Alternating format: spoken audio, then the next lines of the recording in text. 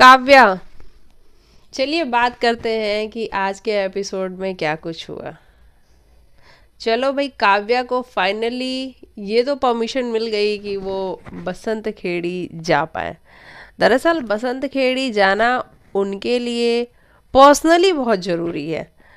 ये ऐसा नहीं है कि उनकी आईएएस ट्रेनिंग के लिए बहुत इम्पोर्टेंट है। वैसे तो ये वाली ट्रेनिंग आगे भी उनको मिल सकती है, लेकिन काव्या के लिए पर्सनली जाना बहुत इम्पोर्टेंट है, क्योंकि जो कहानी आप सभी ने देखी होगी कि काव्या को पूरी वो जर्नी याद आ रही है। जैसे ही वो पहुंची है बसंत खेड़ी में, तो उसको याद आ रहा है कि कैसे हम जब छोटे थे और हमारी बहन थी और हम भागते हुए आ रहे थे।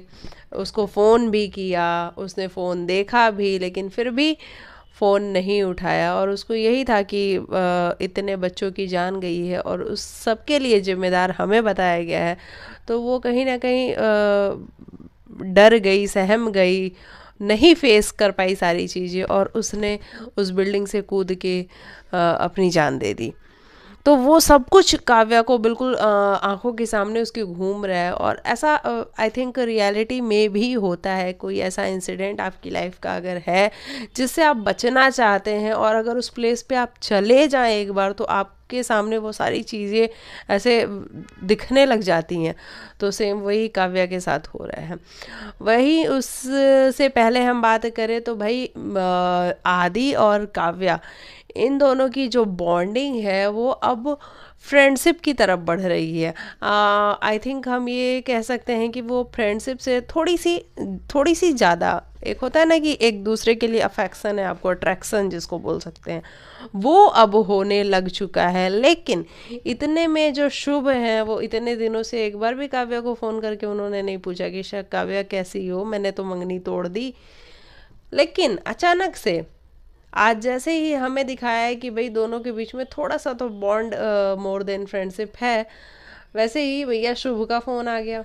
और शुभ को बड़ी फिक्र होने लग गई कि भैया मैं तो तुम्हारे बिना जी ही नहीं सकता। अच्छा जी, अभी तक तो आप जी ले रहे थे, अचानक से आपको याद आ जाता है और आप जी ही नहीं पा रहे हो। तो अब एंट्री होगी शुभ की, और यहाँ इन दोनों के बीच में चीज़ें होंगी। जैसा कि हमें ये भी दिखाया कि कल के एपिसोड में दिखाया जाएगा कि गांव वालों को जब ये पता चलेगा कि ये नव्या बंसल की बहन है काव्या बंसल, तो वो इनके पीछे कैसे आग वाग लेके डंडे वंडे लेके कूद रहे हैं और भाग रहे हैं। और ऐसे में मिस्कट, बार बार मैं मिस्कट बोलती हूँ, उसका शो में नेम है आदि।